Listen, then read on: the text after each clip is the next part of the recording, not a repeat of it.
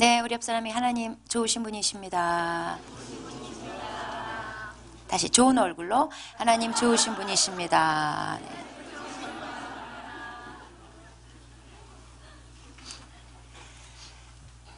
자, 오늘 말씀은 사사기 3장 1절부터 6절까지입니다. 저랑 한 절씩 읽도록 하겠습니다.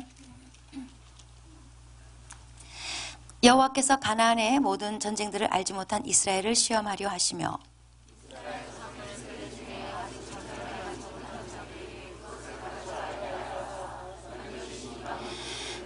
블레셋의 5 군주들과 모든 가나안 족속과 시돈 족속과 바알 헤르몬 산에서부터 하맛 입구까지 레바논 산에 거주하는 휘 족속이라.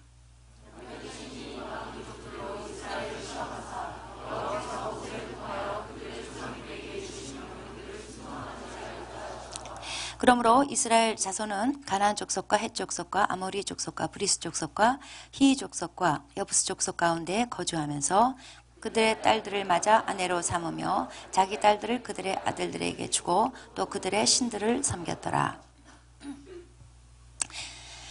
네, 제가 다시 앞으로 돌아와서 사사기 3장 1절부터 6절까지 본문으로 설교하게 된 것에 대해서 혹시 의아하게 생각하는 사람도 있을 겁니다. 또는 대부분은 돌아가거나 말거나 뭐 지난번 설교가 어디였는지 다시 돌아왔는지 뭐 관심 없는 사람도 많겠지만요.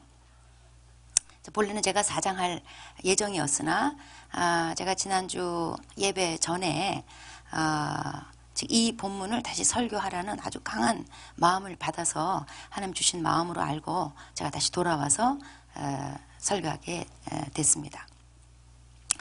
자, 1절, 2절 보면은 이제 여호와께서 가나안의 모든 전쟁들을 알지 못한 이스라엘을 시험하려고 이스라엘 자손의 세대 중에 아직 전쟁을 알지 못하는 자들에게 그것을 가르쳐 알게 하려 하사 이방 민족들을 남겨두셨다 이렇게 말씀하고 있습니다.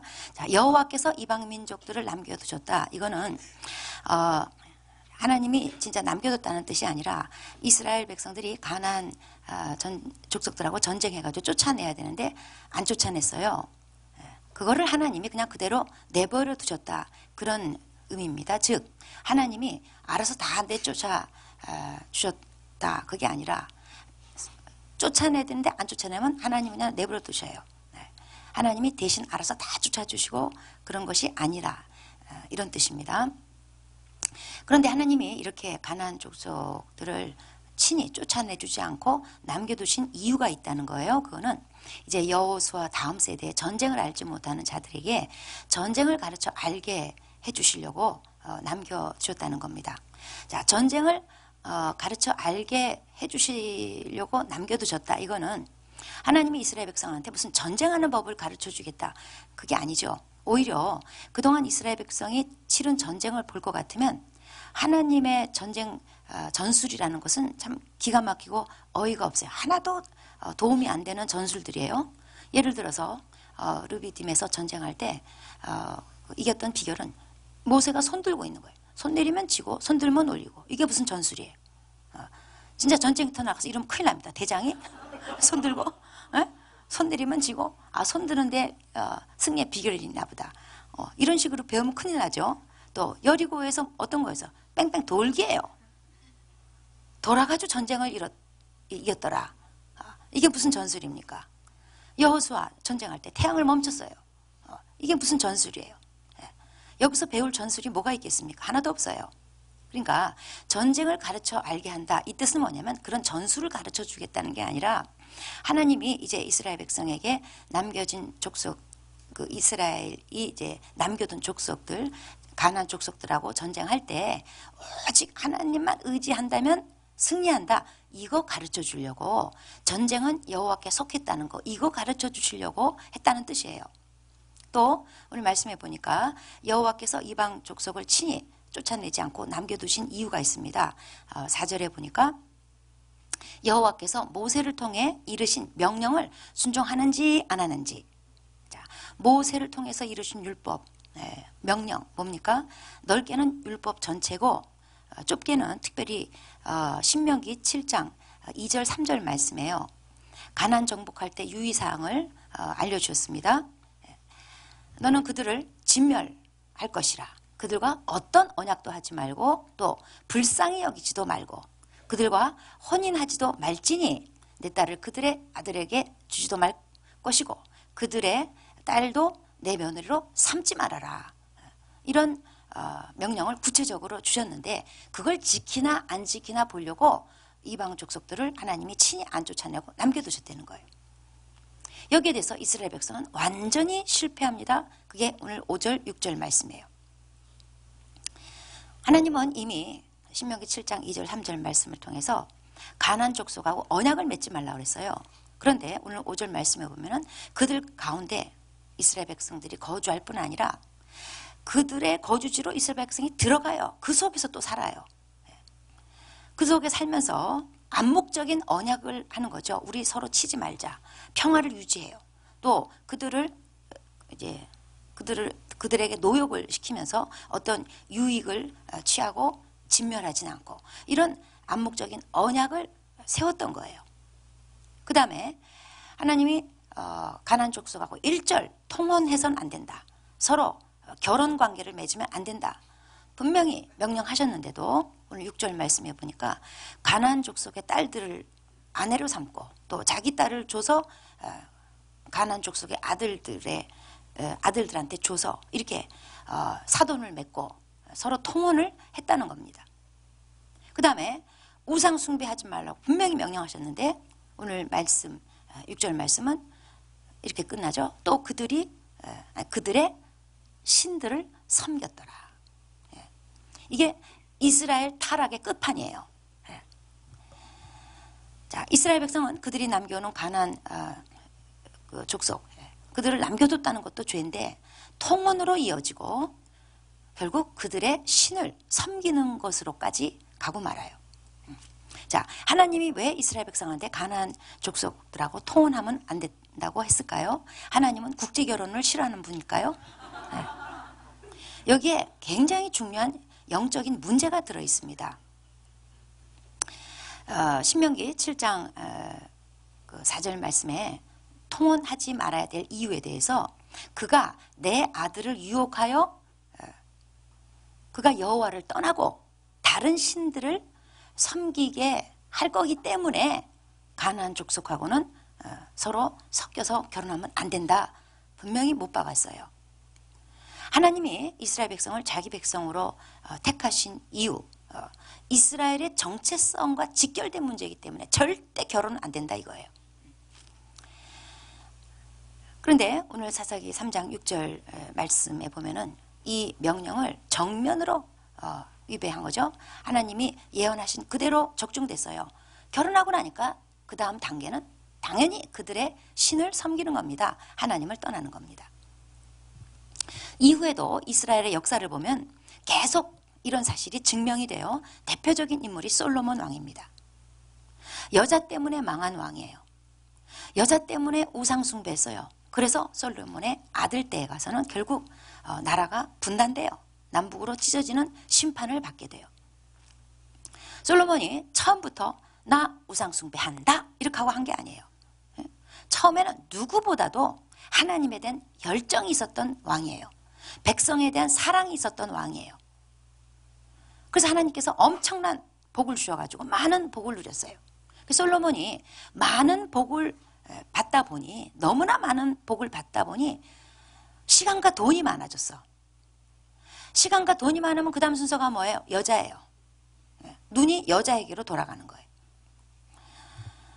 그래서 열왕기상 11장에 보면은 1절에 솔로몬이 바로의 딸 외에도 이방의 많은 여인들을 사랑했대요.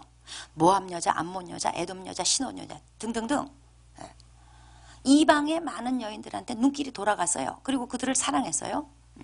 그리고 4절에 보면은 그의 여인들이 그의 마음을 돌이켜 다른 신들을 따르게 했다고 그랬어요. 처음엔 여자, 그리고 그 여자가 다른 신들을 소개하고 결국 그 신들을 따르게 만들었다 이 말이에요. 거기서 안 끝납니다. 솔로몬은 돈이 많으니까 여자들의 마음을 환심을 사기 위해서 7절에 보니까 예루살렘 앞에 산에다가 그냥 산당을 지어놨어요. 여호와의 성전도 짓고 그 앞에다가 산당도, 이방신 산당도 지어요. 그리고 열왕기상 11장 9절에 보면은 마음을 돌려 하나님을 떠났더라는 거예요. 그러고 나니까 이제 하나님이 심판의 말씀을 하셔요. 나라가 분열됩니다. 그리고 솔로몬 그 이름이 평강이에요. 평화롭게 살았어요. 지금까지 평화롭게 살았어요. 하나님 은혜로. 그런데 이러고 나서부터 대적들이 등장해요. 그 이전에는 없었어요. 태평성대를 누렸어요. 이렇게 우상 숭배하고 나니까 대적이 일어납니다. 그냥 사방에서 대적이 몰려와요. 그전에는 사방에서 굽실거리면서 조공을 바치는 그런 상황이었어요. 근데 이게 바뀝니다.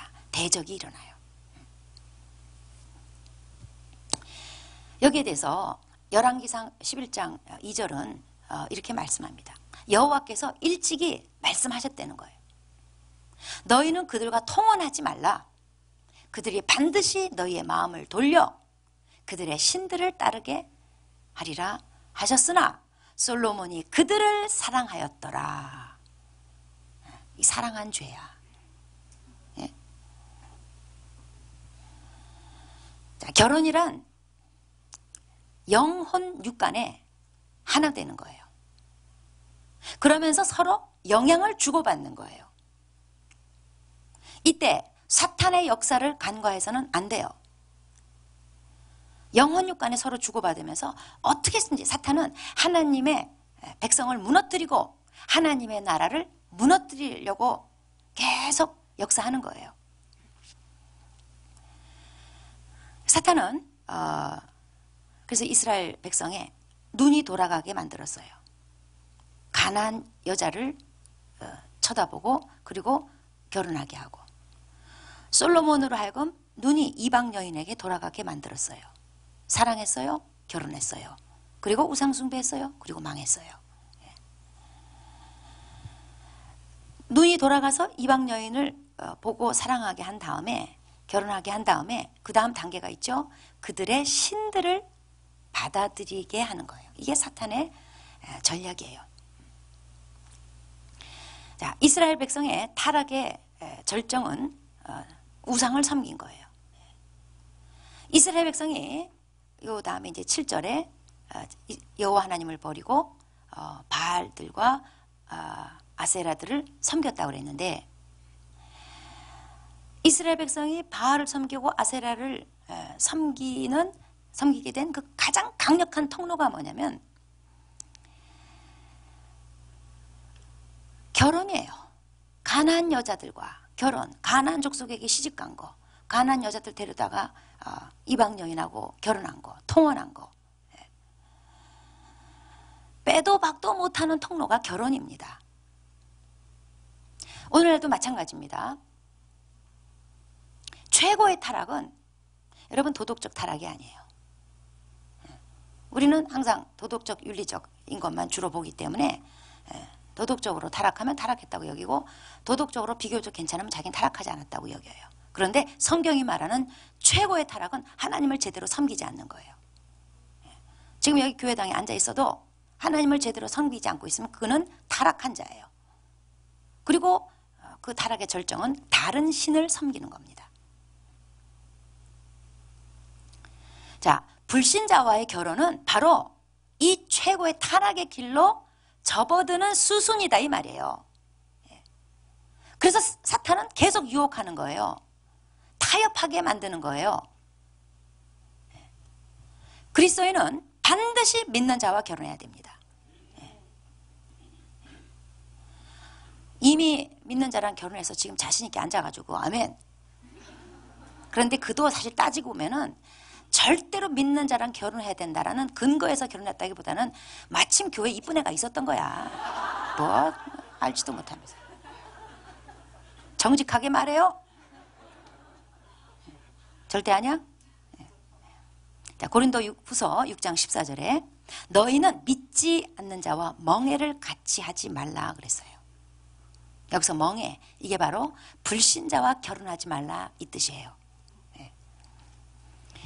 자, 왜냐하면 당시에 멍해라는 건 뭐냐면요, 한 쌍에 두 구멍이에요. 그래서 한 구멍에는 어미소, 옆에 구멍에는 새끼소가 들어가요. 같은 길을 가요. 같은 일을 해요. 같이 밭을 일구면서 같이 쭉 한 방향으로 걸어갑니다. 결혼이 이와 같은 거죠. 둘이 한 쌍이 되는 거예요. 그리고 같은 길을 걷는 거예요. 반드시 같이 믿는 자여야 돼요. 자, 한 사람은 땅의 것을 찾고 한 사람은 위의 것을 찾고, 이 멍해가 망가져요.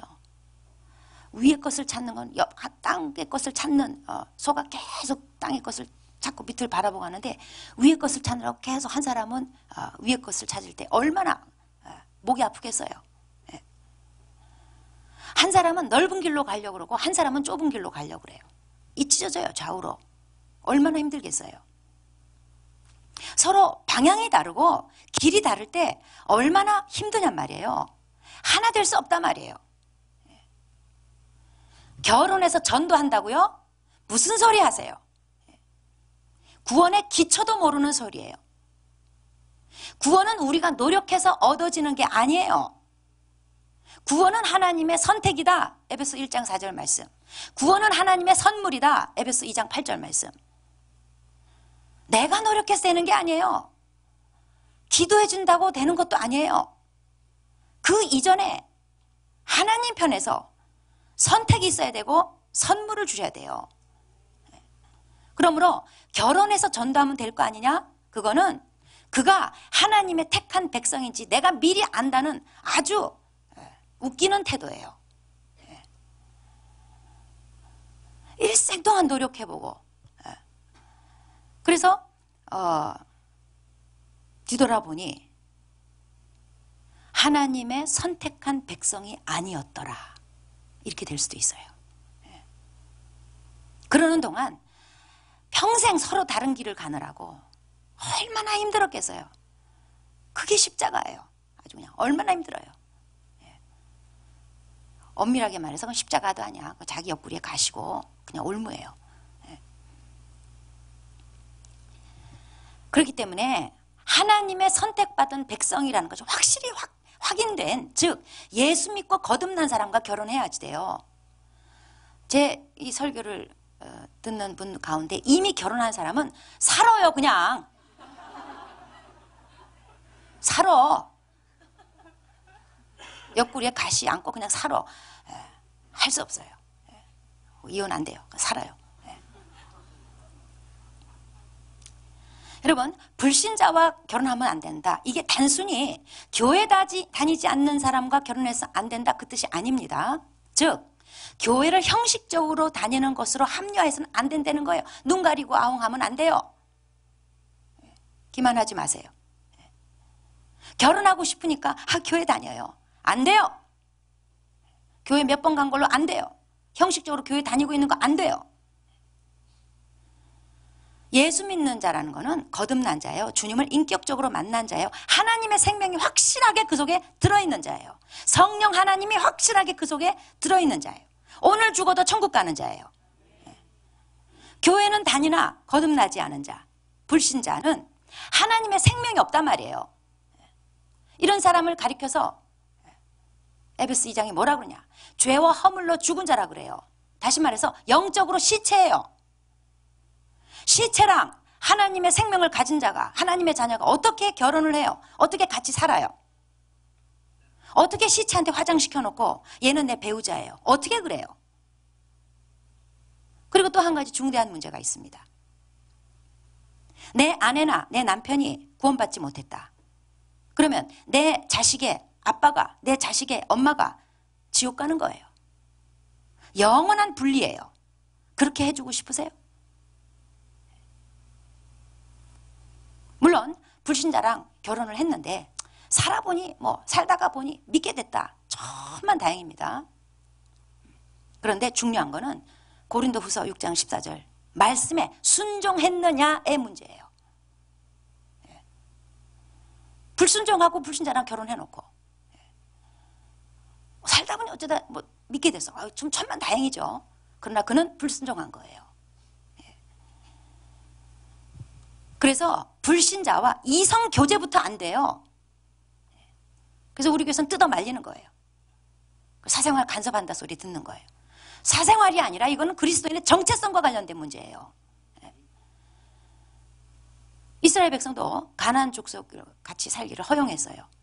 허용하다 보니까 왕래하고, 그러다 보니까 교제가 이루어지고, 그러다 보니까 결혼으로 이루어지고, 그러다 보니까 배교하는 거예요. 그래서 하나님께서 신명기 7장 2절에 그들을 진멸하라 그런 거예요. 즉 그들과 교제조차 안 된단다 그 얘기예요. 그래서 그리스도인들은 이성교제에 있어서 불신자는 영적 외계인으로 여겨야지 돼요. 이성교제에 있어. 그냥 우리가 살면서 전도 대상자로서는 우리가 다 귀하게 여기고 해야 되나, 이성교제에 있어서 불신자는 외계인이다 이렇게 생각해야 돼요. 영적 외계인. 왜 외계인이냐면 서로 다른 행성에 지금 살고 있는 거예요.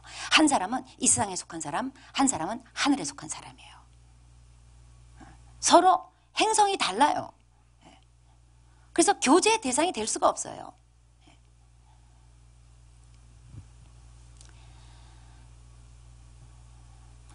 하나님은 이스라엘 백성을 제사장 나라로 삼으셨습니다. 이것을 위해서 출애굽시킨 거예요. 자, 이스라엘 백성에게 그 까다로운 율법을 주신 이유도 다름 아닌 거룩하신 하나님을 가르쳐주기 위해서, 계시하기 위해서 율법을 주셨어요. 그리고 그들로 하여금 거룩, 구별됨, 다른 민족들과 다르게 살아야 함, 그 생활 속에서 뭐 이거 안 되고 저거 안 되고 그 영적인 뜻이 바로 그거예요. 거룩을 배우게 하기 위해서 율법을 주신 거예요. 그런데 이스라엘 백성은 거룩에 관심이 없었어요. 그냥 당장의 필요를 채우고 즐겁게 해주는 거, 이게 중요했던 거예요. 당장 돈이 들어오는 거기 때문에 가나안 족속하고 암묵적인 언약을 맺고 그들과 교류하고 시집가고 데려오고. 이스라엘 백성은 거룩이 아니라 행복을 찾아 헤맸어요. 거룩을 추구했다면 하나님이 그러지 말라 그랬지. 저기 이쁜 여자 외계인, 딱 이렇게 답이 나와야 되는데 거룩이 아니라 행복을 추구했습니다. 그래서 이쁜 여자 그냥 눈이 돌아가요. 딸을 부잣집에 시집 보내요. 가나안에 대대로 살아온 만석군한테 시집 보내요. 솔로몬도 처음에는 거룩하게 출발했습니다. 성전도 지었습니다. 나중에는 거룩이 아니고 행복을 찾아다녔어요. 열왕기상 11장 1절에 보면은 이방의 많은 여인을 사랑했다고 그랬어요. 사랑해서 결혼했다고 그랬어요. 또 다른 여자가 보여, 또 사랑했어, 또 결혼해. 또 다른 여자가 보여, 또 사랑해, 또 결혼해. 이렇게 거룩을 외면하고 행복을 추구하면 어떻게 되느냐? 둘 다 놓칩니다. 솔로몬을 통해서 잘 증명되고 있어요. 전도서는 솔로몬의 황혼기에 쓴 잠언들입니다. 다 즐겨보고 다 누려보고 다 가져보고 다 해보고 말년에 결론은 헛되고 헛되니 헛되고 헛되도다예요. 전도서에 계속 반복되는 말이에요. 전도서 2장 8절에 보면은 인생들이 기뻐하는 처첩을 많이 얻어봤다는 거예요. 근데 헛되고 헛되다는 거예요. 또 전도서 2장 28절에 먹고 즐기는 일을 누가 나보다 더해 봤으랴. 그런데 이도 헛되고 헛되도다 그랬어요. 즉 솔로몬은 결코 행복하지 않았다는 고백을 하는 거예요. 처첩을 많이 얻어보고 하여튼 1000명 얻어봤어. 그러니까 웬간 여자는 다 얻어봤어요. 온갖 타입 다 얻어봤어. 행복하지 않았어요. 먹고 즐기고 마시고 뭐 다 해봤어요. 솔로몬보다 많이 해본 사람 없어요. 그런데 결론은 행복하지 않다. 그러니까 시도하지 마세요. 자, 이건 뭘 말해줍니까? 하나님의 백성은 거룩한 백성으로 살아야 된다는 거예요. 하나님의 백성은 거룩하게 살아야 그 다음에 행복이 온다는 겁니다. 그렇기 때문에 우리의 목표는 행복이 아니라 거룩이어야 한다는 거예요. 결혼의 목표는 행복이 아니라 거룩이어야 한다는 거예요. 그렇다고 해서 하나님이 우리의 행복을 원치 않으시는 겁니까? 천만의 말씀이에요. 행복 추구권은 우리 헌법에도 보장돼 있어요. 성경에도 보장돼 있어요. 다만 행복을 얻게 되는 원리가 우리 생각하고 다를 뿐이에요. 행복은 행복을 추구한다고 얻어지는 게 아니에요. 거룩하게 살 때 따라오는 거예요. 솔로몬을 보세요. 거룩이 없는 행복. 솔로몬의 결론은 헛되고 헛되니 헛되고 헛되도다예요. 어느 30대 남자의 황당한 노후 준비를 하나 소개해드리겠습니다. 이 사람이 절도범으로 잡혔는데 10억대 금품을 도둑질 이제 해가지고 꼭꼭 숨겨놨어요. 잡혔어요. 근데 어디다가 숨겼는지 자백을 안 해. 죽어도 자백을 안 해. 왜냐하면 절도로 잡혀봤자 최고 형량이 해봤자 3년이니까 3년만 살고 나오면 노후 준비는 된다 이거예요. 도둑질 하나로 노후 준비를 한 사나이예요. 죄를 지어서라도 행복하기만 하면 된다는 논리죠. 그런데 과연 그가 행복할까요? 솔로몬의 예를 보니까 헛되고 헛되니 헛되고 헛되도다. 죄를 지어서 얻은 행복이 과연 행복일까요? 우리는 거룩에 초점을 맞춰야 됩니다. 적극적으로 초점 맞추지 않으면, 적극적으로 거룩을 추구하고 적극적으로 거룩에 초점 맞추지 않으면 반드시 풍요의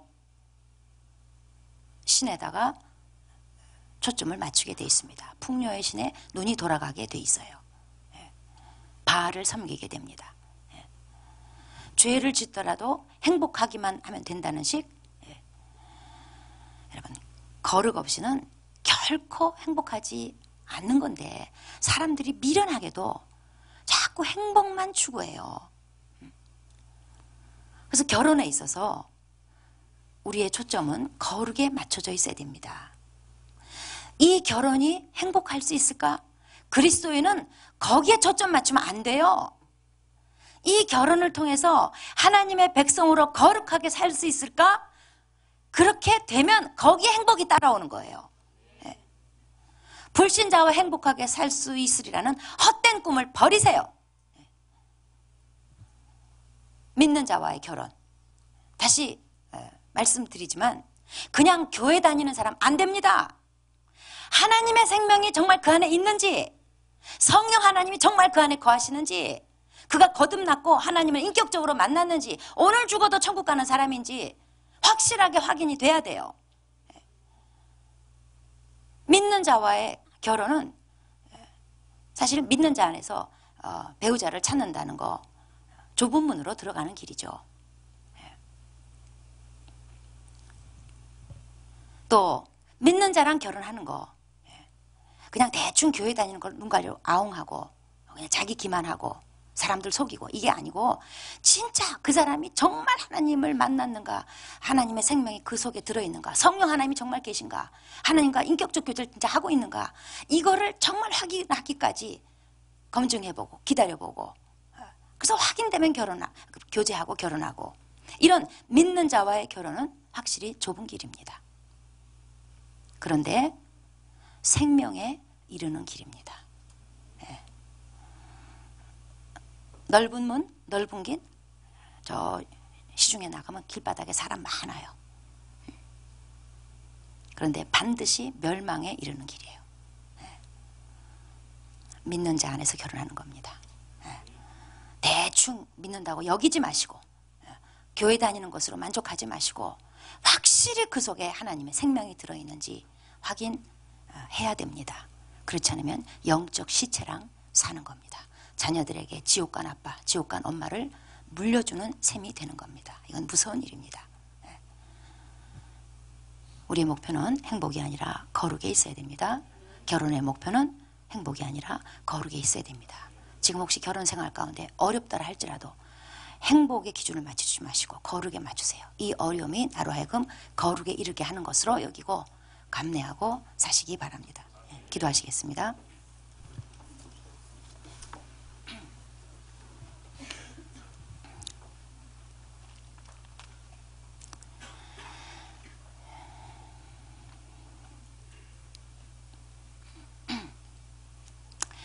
이미 결혼하신 분, 또 결혼을 앞두고 있는 여러분 한번 생각해 보겠습니다. 결혼을 향한 나의 초점은 어디에 맞춰져 있을까? 행복일까? 잘못 맞추고 있는 겁니다. 성경 말씀에 의하면 거룩에 맞춰져 있어야 됩니다. 근데 이미 결혼하신 분 행복하지 않다면 낙심하지 마세요. 목표는 행복이 아닙니다.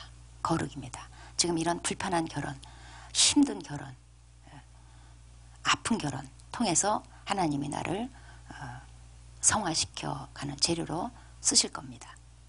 또 결혼을 앞두고 있는 여러분 목표를 정확하게 하셔야 됩니다. 행복에 두면 안 됩니다. 이 결혼을 통해서 나는 거룩한 하나님의 백성으로 살아낼 수 있을까? 이 이성교제를 통해서 거룩한 하나님의 백성으로 살아낼 수 있을까? 그거를 염두에 두고 이성교제하고 결혼해야 됩니다. 목표를 분명히 합시다. 그리고 적극적으로 거룩을 추구합시다. 그렇지 않으면 나도 모르는 사이에 풍요의 신 바알에게 눈이 돌아가게 돼 있습니다. 그래서 우리의 흐트러졌던 시선을 다시 한번 오늘 말씀을 통해서 정리하고 주님, 저의 결혼 생활 그리고 저의 결혼관을 행복이 아닌 거룩에 초점을 맞추겠습니다. 도와주십시오. 기도하시겠습니다.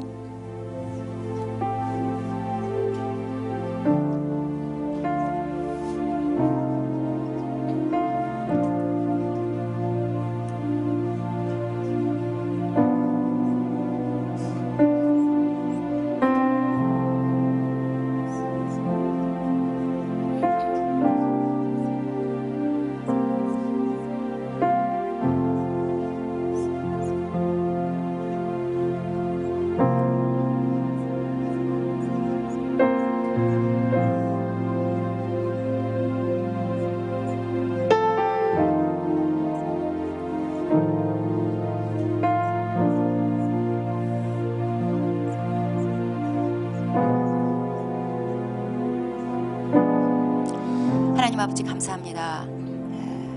이스라엘 백성이 그들이 왜 가나안 땅에 있는지 목적을 상실하고 또 그들의 하나님 백성으로서의 목표를 상실했기 때문에 결국 바알을 섬기게 됐습니다. 그 통로는 가나안 족속들과의 결혼이었습니다. 그리고 그 이전에 교제가 있었습니다. 하나님 이 역사들을 가슴에 잘 새기고 아버지 저희들이 이런 동일한 쓰라린 삶을 반복하지 않도록 아버지 도와주시옵소서. 하나님 아버지 우리 인생의 목표를 행복에 두지 않게 도와주십시오. 우리 결혼의 목표를 행복에 두지 않고 거룩에 둘 수 있도록 주여 도와주시옵소서.